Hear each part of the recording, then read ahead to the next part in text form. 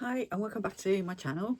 Um, it's September the 1st, so it's a new month. And for those of you that want to stop drinking, maybe I thought it was be a good idea to come on here and give you a few tips on stopping drinking. Um, as a step-by-step basically. I just want to mention that I've created a school community. It's on School, SKOOL, and it's just basically about how to stop drinking, quitting alcohol if you think you've got a problem, or if you just want a more healthy lifestyle. So if you look at the bottom of the link on the video, you should find it there. So I'll just say that before I forget to mention it later on. So I'm just trying to think where I was when I last made a video. I think I was dog sitting and I've been putting it off. Well, not so much I've been putting it off. It's just that I got so many ideas in my head to do videos, and it's just non-stop all the time thinking about it now. Because I mean, I haven't actually had much chance to watch it much, but what I have seen is there's even more videos on my feed about people giving up drinking or trying to stop, and all of it's almost like I need to stop. But obviously, I stopped 17 years ago, and in fact, it's actually 18 days off being 18 years today. So it was September the 19th, 2007 when I got sober, when I stopped. Oh my God, that was a hard day. Honestly, that was a very complicated, confusing, painful, yeah, very, very difficult day. And it seems like another lifetime to me. And yet I can still remember the actual feeling. I was at the end of my road. I had actually tried to stop probably for coming up to a year. I think when I first started to stop was at the beginning of that year. 2007 was at the Christmas time before. I think that was when I first went into went to AA. So it did take me a while, honestly, starting and stopping. But I'm going to make this video today is basically if you want to stop drinking today, it's a new month. We've got what have we got? September, October, November, and December. So you're coming up to run up to Christmas. And, in the past, if you have had a drink problem, if you've been, say, at Christmas, you meet all your family, or you go out with friends, and maybe you see people that you have, that you don't usually see during the year. And, maybe you've got memories of past Christmases where it's, shameful memories where you think about things that you've said or you've done, with family members maybe, and how you've upset them and how you've worried them maybe. So you've got 4 months now to stop drinking, to create, start a new life, get sober. And I'm not saying, I don't want to put this pressure of you've got to stop forever, because my belief is that you stop from day by day. Just stop for today, and tomorrow will work itself out. As AA states, it's like to stop for today only, just for one day at a time. So I'm going to put a few little tips together to maybe get you started if you are thinking of stopping. Now, if you're in the middle of a bender at the moment, or you're trying to stop, and you're on and off, or up and down, or if you are drinking a lot at the moment, maybe you should go and check it out with your doctor first, rather than just stopping altogether. And in the past, I think I have suggested that sometimes, if you can, if you're not a serious, if you're not seriously alcoholic, if you think it's just become a bad habit, and maybe you just drink maybe at weekends, or you drink maybe a couple of drinks a night, maybe cut down slowly, just cut back a little bit at a time. Don't just stop straight away. So, but if you feel that you've got to that point where you need to stop, you've got a major problem and you're desperate to stop, then number one, just make sure you check with your doctor. If you're drinking like 2 bottles of spirits, 3 or 4 bottles of wine a day, stopping instantly and not kind of having any medication, or not having any kind of like with not withdrawing the drink slowly, kind of thing. So you're building up a kind of you know you're building up to it, kind of thing. You've got yourself, you've decided, I'm going to cut back so much per day. If you're not doing that, if that's fine. But if you want to just stop, like you want to stop because it's a new month, I want to stop, I decided I've had enough of this life drinking, then here, I'm going to just give you a few basic tips, really, just to bear in mind, things that you can just put into place that will make your life a little bit easier. I mean, number one, obviously, tell your family and friends. Plan it a little bit. Tell your family and friends that you're not going to be drinking. If you want, just say you're not going to be drinking for 30 days. Say you're just going on a health holiday, whatever it is. You could be getting fit, you could be going to the gym. I mean, you're not, but let's just say you could tell them, if you wanted to, that you're just doing it as a health kick at the moment, and you just want to stop. That's if you don't want to tell them the full truth, because I know in this situation, sometimes it's a situation where you're living a lie, and you're hiding it, and you don't want to admit to yourself, let alone admit to other people you've got a problem. So maybe just just tell a few people, those that are closest to you, that you can, just that can maybe keep an eye on you, maybe. And just so that, if you're not looking too good, or if you're not feeling very good, or if they're asking you questions about why, you're not going out, or that sort of thing, then you've got a reason why. Another suggestion would be to get a make sure, number one, make sure you haven't got any alcohol in the house. I have actually seen a couple of people on YouTube saying that, they started drinking the other night because they just wanted to finish off some bottles. You don't If you're going to stop, just clear your house out. I'm not being funny, but if you've got it in the house, I can guarantee you will drink it eventually. If it's not today, if it's not tomorrow, you'll drink it because it'll be playing on your mind. I know. I mean, I've told this story before. When I was rushed into hospital and I had pancreatitis, I'd put a can of cider in my bag, and the whole time I was hooked up to the machines and everything, I was obsessing over the can of cider in my bag, that I wanted to drink it. It was a waste, so get rid of any alcohol in the house, and make sure you have done. You've probably hidden, if you're really, quite a problem drinker like I was, then you've probably got it hidden all over the place. So make sure you kind of have a good sort out, get rid of it. I know it's going to sound awful, but pour it down the drink, give it away would be a good idea. So make sure you've got no alcohol in the house, and make sure that you've got none in the car or garages or any other places that you might hide it. Okay, so that's basically number one. Number two, I would suggest getting a good, maybe at least a good week's worth of shopping in, food wise, because if you've got to go down to the shop, all shops these days have alcohol in them, all of them. So just so you don't have to go out and specifically go looking for food, possibly maybe order takeaways in. Again, most delivery services offer alcohol, as delivery as well. So you've got to remember, don't be ordering alcohol, but maybe order takeaways. I'm just saying, so that you don't actually physically see it or come across it. If it's out of sight, I know you're going to be thinking about it because, my God, it'll be on your mind. But if you don't see it, then it's one less hurdle to get over, if you know what I mean. One less temptation, kind of thing.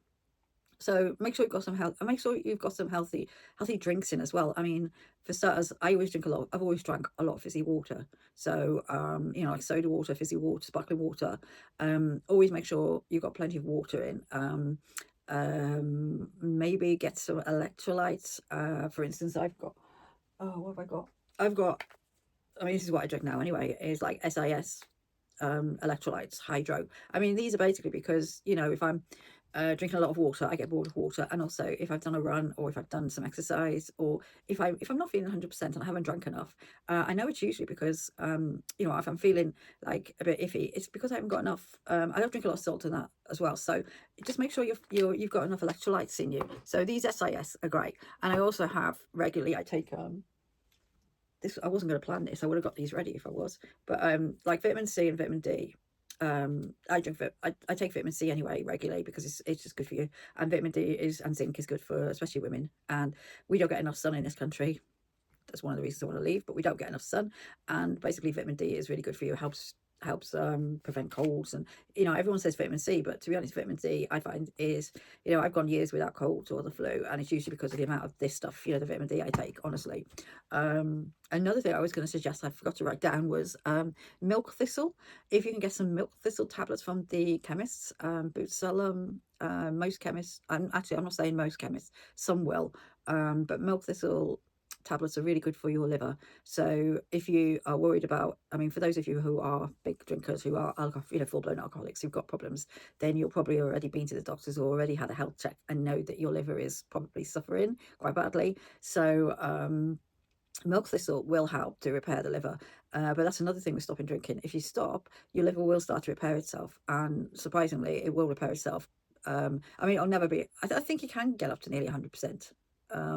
But I know for a fact that within 30 days of not drinking, your liver will definitely will start to repair itself. So any amount of stopping drinking will really help towards repairing your liver. So I mean, don't think that you're past it, because the other thing that I noticed, somebody did comment and say that they stopped drinking because they didn't realize they weren't sure when that last drink was going to be, where if the next drink that they were going to take was going to be their last drink.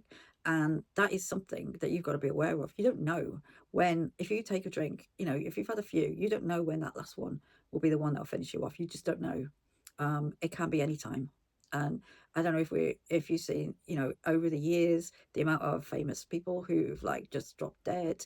And usually, I mean, Amy Winehouse eventually died. There's numerous people who've died from alcohol. And also, I was going to mention something else, but I think I might leave that for another video. I was going to mention all the people that are famous that don't actually drink, because that's another thing I thought when I was stopping drinking. I thought, how am I going to live? How am I going to be normal? How am I going to mix with other people? I'm going to be odd. How am I going to get through life without drinking? But you don't realize until you've actually stopped how many other people don't drink alcohol anyway. I mean, most sports people these days don't drink at all. A lot of famous actors, a lot of people in the media and that, they just don't drink anymore because they've realized how much it impacts their life. Even a few drinks can impact, can make a big impact on your daily life. Honestly, I mean, it stops you doing so much, and once you stop drinking, you've got so much freedom. So going back to the general tips of stopping drinking, I said get a healthy shopping, get plenty of food in, so you're not just like making an excuse to get in the car and go down to the shops, and you accidentally walk past the alcohol aisle and you think, oh, you know what, I just fancy a beer or two. No, just try, and for the first, I would say, week, just stay out of anywhere, and definitely do not go for a meal with family or go out with a friend for a drink and think, oh, I can just have an orange juice or I can just have a soda water. Just don't do it. I'm not being funny, but if you're an alcoholic, you're powerless. Honestly, you're powerless over alcohol. And if you're not powerless, then you'll be able to stop drinking. So you wouldn't be here, you wouldn't be watching the video, and you wouldn't be trying to stop. So basically, just don't go out with family, or friends, anywhere where there's going to be alcohol served. Yeah, I'm saying maybe in a year. That sounds drastic. No, maybe like now I can go out, I can go wherever I want. I just don't even want to drink. I literally, I can't describe it. I just know it's like would I go and put petrol in my mouth? No, it's like that for me. I just don't want to do it anymore. The thought of it makes me ill. So don't go out. Don't go. I mean, you can go out with a friend to maybe a coffee shop, as long as they don't serve alcohol there. But don't go anywhere where there's going to be alcohol for at least, I would say, the first 30 days. But in this first initial week, I suspect, I know I was before I got into rehab, when I was on one of my stop drinking kind of things, weeks or months, then I literally wouldn't see many people in that week. In those few days, I probably would be going, maybe I would just be at home with my kids, my mother maybe, and I would maybe be going to an AA meeting in the evening, probably being picked up by one and probably being dropped off by another. So I wasn't going anywhere where I would mix with people. So I would say probably in the first week, I mean, if you can get out, plan some walks. Maybe if you've got a family member you can go for a walk with, if you've got friends who know what you're doing, maybe go, if you can, if you've got a dog especially, go on plenty of long walks. Honestly, it will help with if you have got a lot of alcohol in your system, it will help with those initial withdrawals, with the sweating, because you'll get the sweating at night and that sort of thing. Nightmares will be quite prevalent. It's going to be a rocky couple of 2 or 3 days, and I usually, if I remember, it was about 4 days and I'd start feeling kind of normal, where I could eat food, because I couldn't really stomach much in the first. But I'm saying this was when I came off. If I tried to stop drinking, it was usually because I'd come round from a bender after having tried to stop. So I'd stopped for a period, and then I'd started, and then I'd gone complete and utter bender. And the shame was, I'd woken up, the shame was unbelievable. I felt awful. I felt ill. I felt bad. Like, what have I done? I get straight to an AA meeting, or people would be on the phone anyway, like, where are you? What's happened to you? And it was obvious. So then I would obviously be at the meeting, and then the first couple of 2 or 3 days afterwards, I would be feeling seriously ill. So with the withdrawals, so I wouldn't get a lot of eating done, I wouldn't get a lot of exercise done. I'd be feeling pretty shitty at home, do you know what I mean, sweating, and just getting over it, really. So maybe I can't remember if I said this in this video, but if you wanted to stop today, or if you were planning on, when you were actually planning to stop, maybe don't plan to stop after you've been on a massive bender. I know that's so difficult to say, really, because most of us do stop after we've been on a bender. But if you are planning this and making what's the word for it, a conscious effort to actually become sober and stop drinking tomorrow, then don't drink if you can, don't drink an awful lot the day before, because it'll be so much easier for the next couple of days when you're not suffering serious withdrawals. Okay, but obviously this situation doesn't usually happen. It's not that case. You usually come off a bender and you're going to stop. Or that's how it was for me. That's how it is with a lot of people I know. But obviously, if you're deciding, you want to stop drinking tomorrow, and you are just somebody who has a pretty average relationship with alcohol, that maybe you drink too much, but you're not seriously got a problem, then yeah, just put a few things into place. Like I said, the shopping, maybe plan a few exercise days. Don't do too much, by the way. I'm saying exercise, I'm saying walking. Maybe maybe getting fit is something that you want to do, but give yourself that first month to recover. Honestly, it's not something you need to be looking at the moment. So I've suggested the drinks, haven't I? Getting healthy drinks. Oh, another thing, fruit teas are useful. When I was in rehab, they had a lot of fruit teas, and I got addicted to them. Yeah, fruit teas. I say that because caffeine and, well, in coffee and teas, um, caffeine will make you anxious, and can make you more jittery. And also another drink to maybe be cautious of are like Red Bulls, Monster, energy drinks. I'm awful. I drink Monster now. And I know when I've had two or three, I'm jittery. Not jittery, but I can feel it inside me, and it's not healthy. I'm trying to cut down on them and trying to drink maximum one a day. I don't know why, but I've been really busy the last few weeks, and I just seem to grab a Monster whenever there is one, and it's not healthy. So it's not bad, but it's not healthy. So if Monster is your drink of choice after alcohol, then it's a lot better. But I would say maybe stick with, if you can, drink something like like fizzy orange, or fizzy, getting maybe fruit juices, stuff like that. And I have to say, another one that I was bad with was Diet Coke. I started drinking Diet Coke in rehab, and then when I came out of there, I was actually addicted to Diet Coke. I thought I was addicted. Do you know what I mean? I did actually used to drink about 12 a day afterwards. I didn't worry about it, and people didn't give me a hard time about it. Obviously, alcohol was the enemy, not Diet Coke. And over the years, I've stopped that, and it's been 17 years now. We all go through phases. We go through. I know for a few of my friends from rehab, they become so obsessed with the coffee, the fancy coffees we had in there, that they bought coffee machines when they got out, and so they'd be obsessed with these coffee machines. So I think now everybody's got them, but then it was a big thing then. So yeah, that was something else. So you'll probably change drinking for some other minor addiction, but at the moment we're not worried about that. Okay, as I said, meals and that. Also, when people say to you, oh, if people who don't necessarily know you, or maybe people at work, or say, friends that don't know maybe that you, or aren't aware. I mean, most of your friends probably are aware you've got a drinking problem, but if they are, and maybe somebody says to you, why aren't you drinking alcohol? There's a million reasons you can say you're not drinking alcohol. You can say it's for your fitness. These days you just don't drink. You haven't got to make an excuse. Just say it's for your health, or you could say I'm on medication. I'm on, you don't have to say what, but I mean, if you're on antibiotics, you shouldn't drink alcohol. Do you know what I mean? So you can say a million and different things why you're not drinking. If you won't make an excuse, really doesn't matter. That's the least of your worries, honestly. But yeah, when somebody mentions it, just say I'm cutting back, or I don't want to drink anymore. I've decided to stop drinking. It's no, nobody should make anyone feel bad for not drinking. People, I must admit, people do sometimes ask me, oh, why don't you drink? And it can be annoying sometimes. Even now, because sometimes they really do persist. And I remember one person in particular said to me recently, this is as well, why don't you drink alcohol? And then I think their words were, oh, you're not one of them alcoholics, are you? And to be honest, I actually said, yes, I am. And I haven't drank for 17 years. Why is that a problem? And they were actually really, really shocked. And I think they thought they were being funny.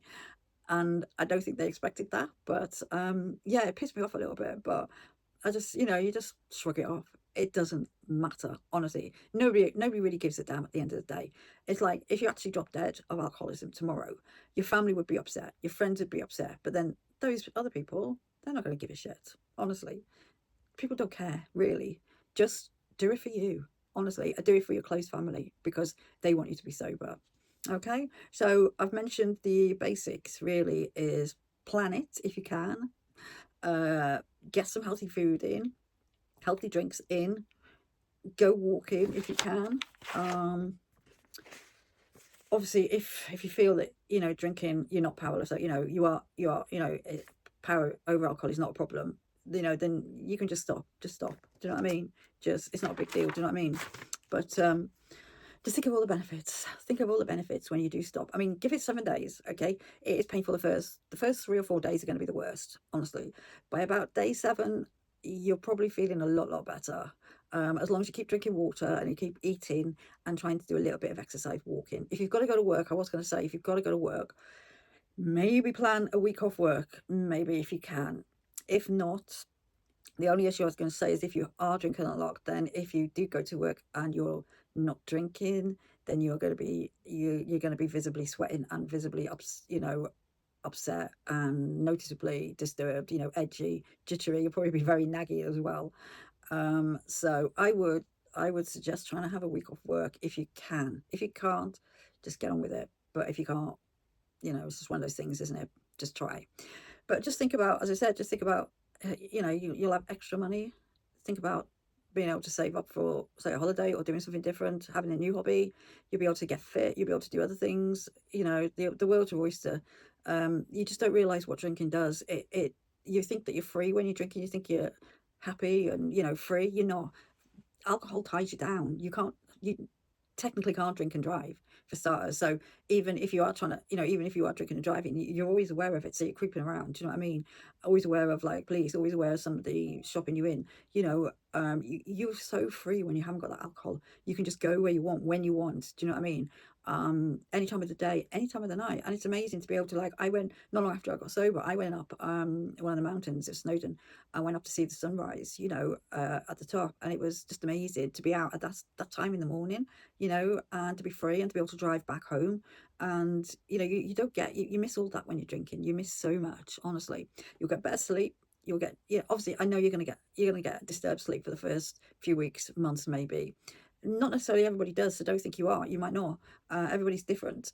Um, you'll get better sleep though, and so then all your body functions, all your organs will get healthier because you'll have proper sleeps. Your skin will be better.